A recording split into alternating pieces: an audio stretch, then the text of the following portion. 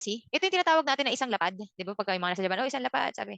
So, isang lapad, ito yung tinabanggit nila yung 10,000 Ichiman. Kasi ito yung isang buo. Ito na yung pinakang malaki na isang buo. Hmm. Yung Ichiman.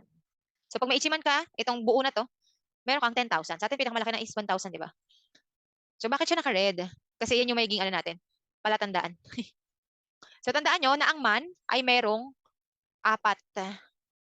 Natandaan nyo yung apat na digit, yung pang-limang digit, di ba? 1, 2, 3, 4, 0. So, yung fifth digit, ito, number 1. So, ang Ichiman, para mag-man kayo, meron kayong limang digit lahat. One, ayan. So, pag limang digit lahat, kasama yung 1, siya na si 10,000. Mamaya, magagamit natin yan. Kaya yan naka-red, yan, naka-red po siya, kasi man yan. So, yung natira na black, yun yung bibilangin nyo. Siya na, di ba 10 yung natira? 10 na siya. So, ito ay 100,000. Yung 100,000 is Juman.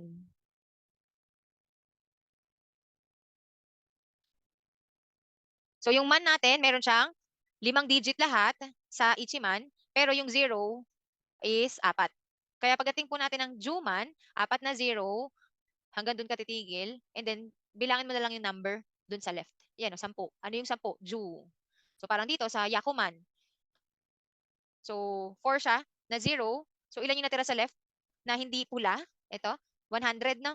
So, 100 is Yaku. Tapos, man. Itong mga red na to. So, Yaku, man. So, yung next po natin is, di ba, yung, again, yung apat na red, sila yung man. And then, yung matitira na black, ito yung bibilangin nyo.